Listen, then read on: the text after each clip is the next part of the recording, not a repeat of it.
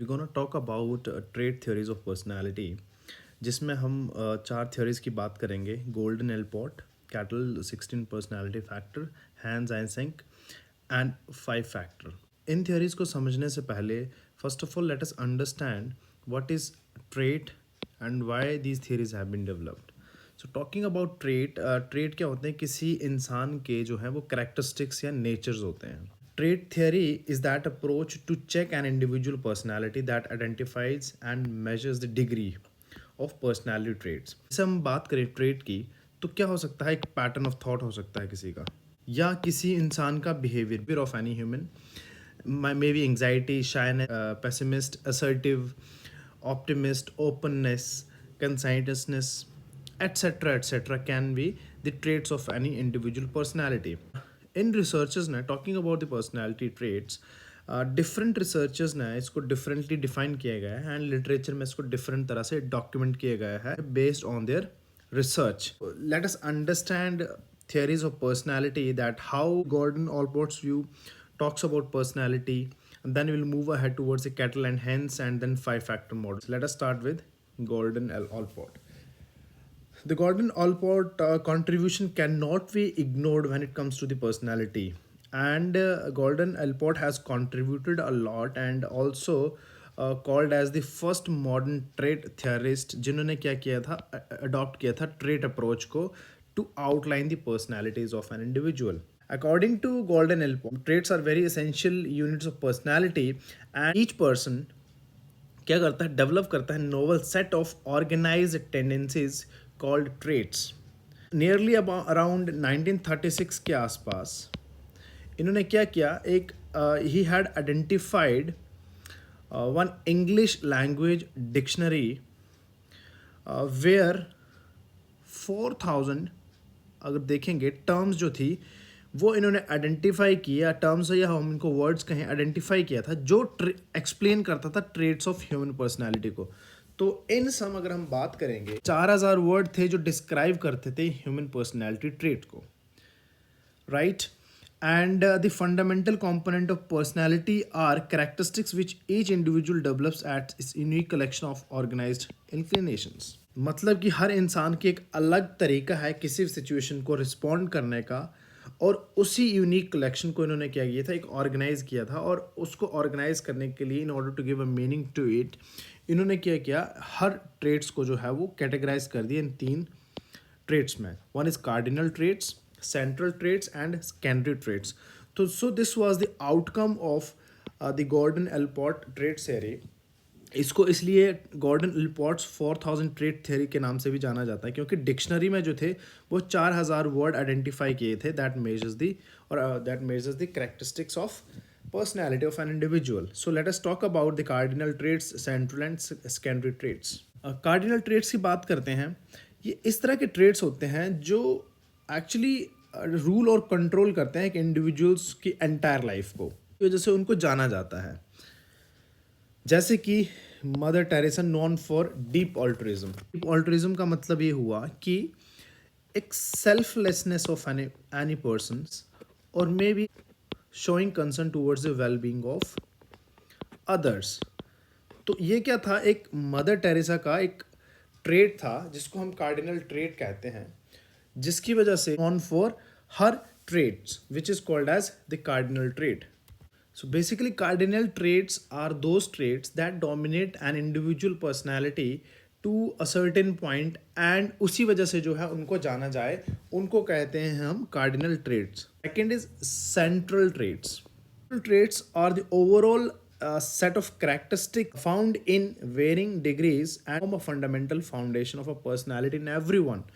ये इस तरह के ट्रेट्स होते हैं, सेंट्रल ट्रेट्स इस तरह के ट्रेट्स होते हैं जो आमतौर पर सभी इंसानों में पाए जाते हैं, जैसे कि intelligent, shy, honest, इरिटेटेबिलिटी. Central traits की बात करेंगे, ये डोमिनेंट नहीं होते हैं as compare to the cardinal traits, but they describe the major characteristics that you might use to describe another person. जैसे हम किसी को बोल देते हैं कि he is intelligent, shy, honest और irritative, or maybe anxious person, etc. Now let us talk about secondary traits. Talking about the secondary traits, ये जो है हमेशा may be associated with the attitude preferences of a someone towards any situation. For example, talking about the public speaking anxiety is something which is a secondary traits. Secondary traits are sometimes related to preferences and they often appear only in certain situations or under specific circumstances. जैसे कि बात करें तो public speaking, तो अब anxiety had whenever you would have to face audience, only then you would feel anxious about yourself. So in that case, that is why they often appear only in a certain situations or under specific circumstances. Now let us talk about the second trait theory of personality, which is Raymond Cattell's 16 personality factor questionnaire भी कहा जाता है इसको. It is also popularly known for it, and sometimes it is also called as a Cattell's 16 PF. So PF is nothing but it is a personality factor.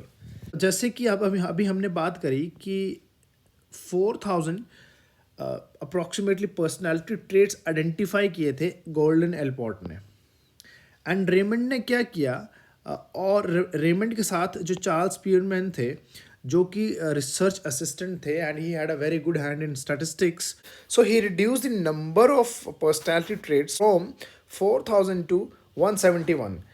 And इसमें क्या किया था, mostly जो अनकॉमन क्वालिटीज़ थे ना, जो 4000 जो trades थे जिसमें जो अनकॉमन थे क्वालिटीज़, उनको इन्होंने हटा दिया एंड कंबाइन कर दिए जो कॉमन करेक्टरिस्टिक्स से. सो अल्टीमेटली 171 इन्होंने क्या आइडेंटिफाई किए हैं जो कॉमन करेक्टरिस्टिक्स से, and rest of them they have removed.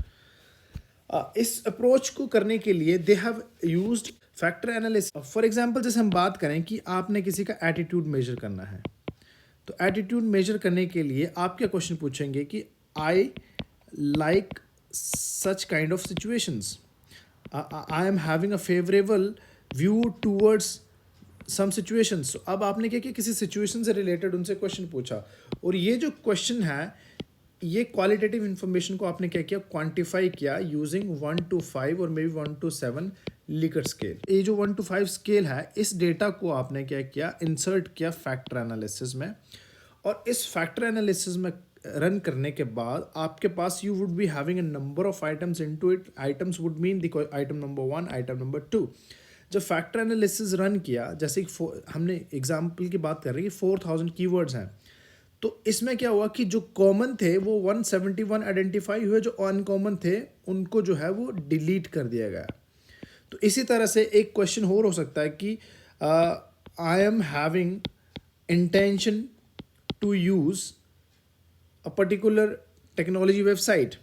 आपकी इंटेंशन हो सकती है किसी को यूज़ करने की, मगर आप देखेंगे so this question is entirely different relating to attitude, whereas this question is related to measuring the intentions, right.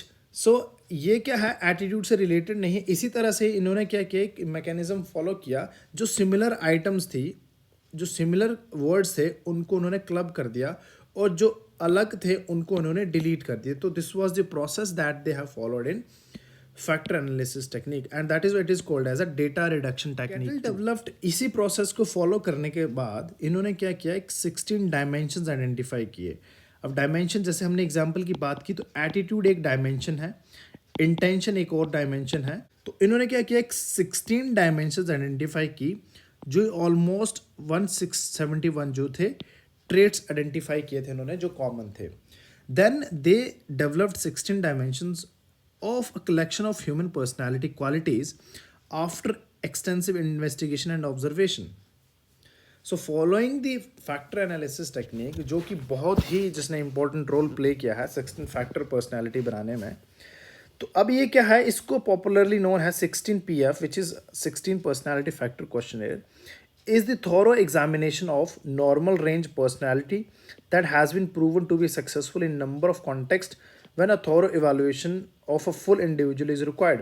So talking about when you have to do the recruitment, now since this is the well accepted and widely acknowledged questionnaire talking about the Cattell 16 personality factor, तो ये recruitment companies भी इनको बहुत ही use कर रही हैं.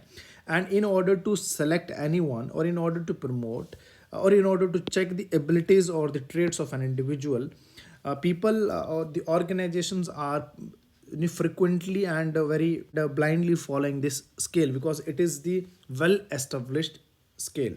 Cattle believe that जो personality traits से, जैसे कि जो पर्सनालिटी ट्रेट्स है वो बिहेवियर को लीड करते हैं.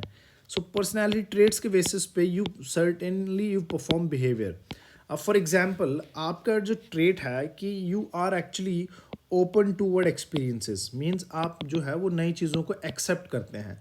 So since there is a technology upgradation, अगर हम बात करेंगे टेक्नोलॉजी अपग्रेडेशन जिसमें आपने ऑनलाइन शॉपिंग करनी है, and since this is new one where you can identify number of products using online platform and can have access to it, so you would be actually you would do and you would start doing the online shopping. So your personality trait jo hai, which is openness to experience, is leading toward the behavior. And this is what Cattell believed, that said that कि जैसे कि creativity, altruism और leadership skill जो है वो predict की जा सकती हैं इन पर्सनैलिटी ट्रेट्स की वजह से जो 16 PF हैं, सो दैट एक इंडिविजुअल बिहेवियर भी आइडेंटिफाई और प्रिडिक्ट किया जा सके. So keeping that thing in a view, इन्होंने क्या किया, 3 तरह का डेटा जो है वो collect. L data, second is Q data and third is T data.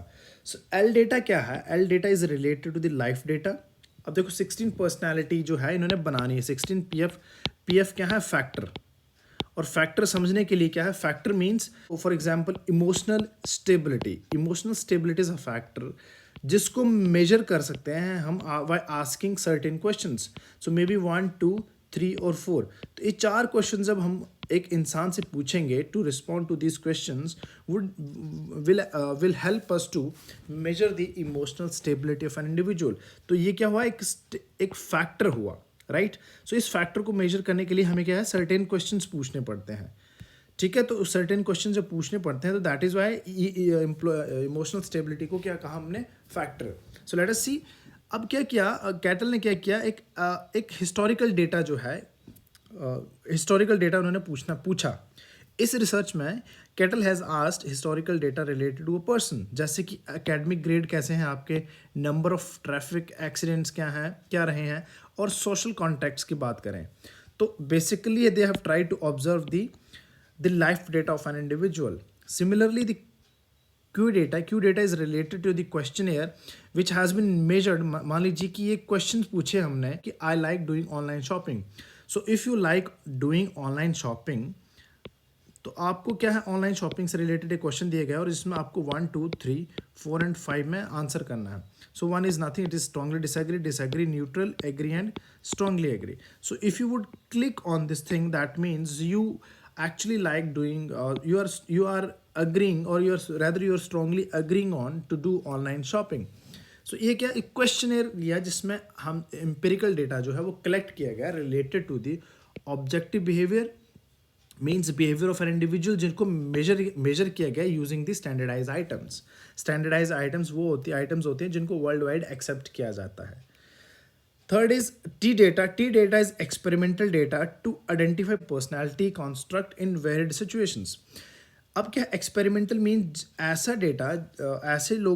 Data जिसके ऊपर कुछ इन्होंने एक्सपेरिमेंट किए हैं, जैसे कि कुछ सिचुएशंस लोगों को दी गई and then they were asked to perform in certain situations. For example, अगर एग्जांपल की बात करें तो एक सिचुएशन दी गई एम्प्लॉयज़ को, ऑर्गेनाइजेशन में कॉन्फ्लिक्टिंग सिचुएशन अराइज होती है और आपके अंडर जो है 50 लोग काम करते हैं. So how you gonna manage? इसी तरह से इन्होंने ये एक सिचुएशन दी जिसके ऊपर जो है रिस्पोंडेंट्स को जो था परफॉर्म करना था, and that is how that they have collected the data. So L data, Q data and T data that helps to form the 16 personality factors. इसी तरह से जो था इन्होंने 16 पर्सनैलिटी फैक्टर्स को फॉर्म किया है. सो टॉकिंग अबाउट फैक्टर्स, अब फैक्टर्स जैसे कि मैंने बात करी, इनको डायमेंशंस भी कहते हैं. जैसे वार्मथ की बात करते हैं तो मे बी ऐसा नहीं है कि हम एक क्वेश्चन पूछते हैं कि आर यू वार्मथ और नॉट. मीन्स ये क्वेश्चन इस तरह से होते हैं कि इसमें मे बी 5 क्वेश्चन भी हो सकते हैं, 10 भी हो सकते हैं और मे बी 12 भी हो सकते हैं. सो ये एक स्टैंडर्डाइज स्केल. सो वार्मथ को मेजर करने के लिए इमेजिन वी आर इमेजिनिंग कि 6 आइटम्स हैं, 6 क्वेश्चंस हैं जो सारे क्वेश्चंस को मेजर करेंगे. मींस हर फैक्टर के 6 क्वेश्चंस हैं जो हमें हेल्प करेंगे मेजर करने में warmth, reasoning, emotional stability and other relevant factors of an individual personality. और इसको मेजर किस पे किए गए? Bipolar dimensions of personality. अब बाइपोलर डायमेंशंस क्या होती हैं? बाइपोलर क्या होता है? बाइपोलर 2 पॉइंट स्केल होता है जिसमें जिसमें क्या होता है कि टू अपोजिंग एडजेक्टिव्स होते हैं to measure an individual opinion.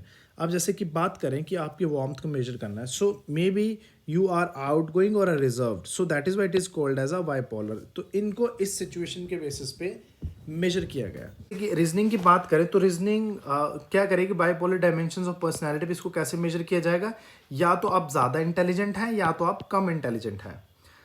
Third one is emotional stability. Emotional stability क्या होती है कि the ability of a person to remain stable and balanced in situations. Emotionally stable means you are able to stay calm during stressful time and also tend not to be experience any negative feelings. So means you are actually handling the situations very carefully, and that represents the emotional stability factors or maybe trait of an individual. So if you would be able to control the situation, that means you are stable, and if you're not, then it represents that you are not stable. Third one is dominance, when it talks about the assertive and submissive nature of an individual. Submissive is basically related to the humble, where you will find yourself very difficult to say no to anyone, and assertive, where you express your thoughts very clearly. Next one is liveliness, talks about where it talks about you like enjoying, you whenever whichever situation is given to you, you find yourself enjoying in any situation. That is what is called as happy-go-lucky person or maybe sober. Rule consciousness, it talks about the conforming and not conforming. Rule consciousness would mean you actually love to follow the rules, whatever has been written on a paper. Non-conforming, they actually retaliate in such situations. They do not want to be rule lovers, so they want to break the rules. Now let us talk about the social boldness, venturesome and timid. Timid talks about where you actually have a fear to take risk, and venturesome talks about you love to take risk in your life. So maybe in any difficult situations, you are willing to take risks or embark on difficult situations. But timid is something that when you don't want to take risk. Sensitivity is maybe tough-minded and sensitive. Vigilance, suspicious versus trusting. सो इनको क्या है, bipolar scale में major किया गया है. Similarly जो एब्स्ट्रैक्टेडनेस है, आप इमेजिनेटिव हैं या प्रैक्टिकल इन नेचर हैं, where means you are actually applying your rationality over there or not.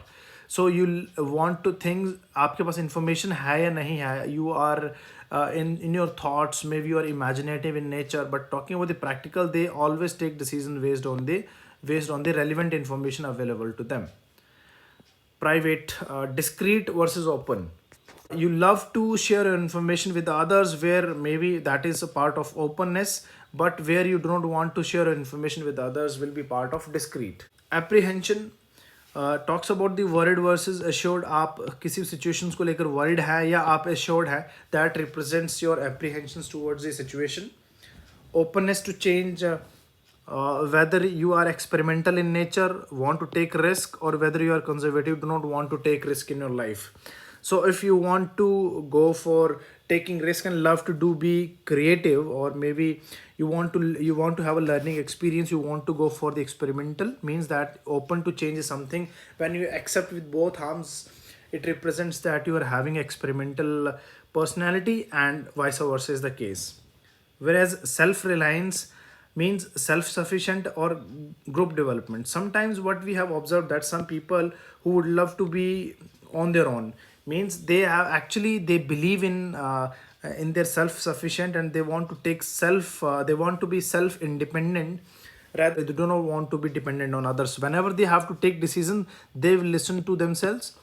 Suppose if you want to purchase bike, you would listen to yourself, rather you would be dependent on others, what others would say, and you would blindly follow. Perfectionism talks about whether you want things to be controlled, means आप चीज़ों को अपने accordingly align करना चाहते हैं, or maybe to have a power and ability to make somebody to behave according to you, or maybe you want a thing in a very casual way. So control talks about your discipline, casual talks about your indisciplined nature towards the things. Last is tension, where relaxed and tense situations is being shown to you. You know the things, you know the result and outcome, but talking about, if since you know the result is favorable or not, whenever it is favorable or unfavorable, but still you keeping yourself relaxed, talks about the side of your personality, and whenever you are tense, whether you know the results or do not know, but still you are worrying about the situations, represents your tense. So all these 16 जो factors थे personality factor, इनको identify किया cattle ने, and then they have proposed these 16 personality factors, जिसके basis पे जो है इन्होंने ट्रेड थियरी की बात की गई है. That's all for today. और अगली वीडियो में we gonna talk about big 5 model and Eysenck model.